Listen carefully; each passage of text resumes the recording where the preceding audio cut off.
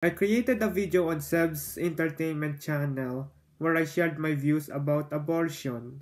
For this channel, I will do it again. To murder is a sin, and abortion terminates a life, so having abortion is a sin.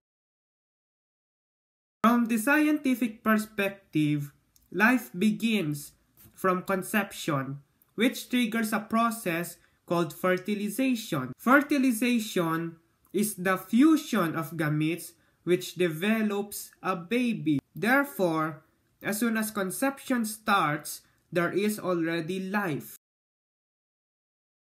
Meanwhile, from the biblical perspective, these are 3 verses to prove life is sacred since it comes from God.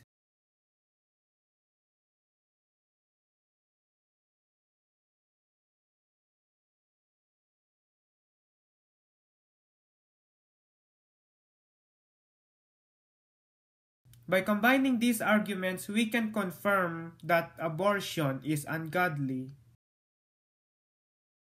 Of course, as a follower of Jesus, I only desire to share what God says according to the Bible. I do not want to condemn nor to judge women who had abortions.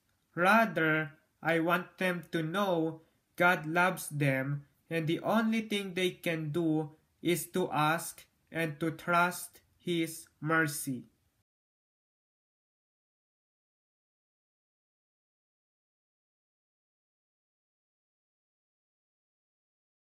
If you want to see my political perspective about abortion, I suggest that you watch this video and the link is on the description.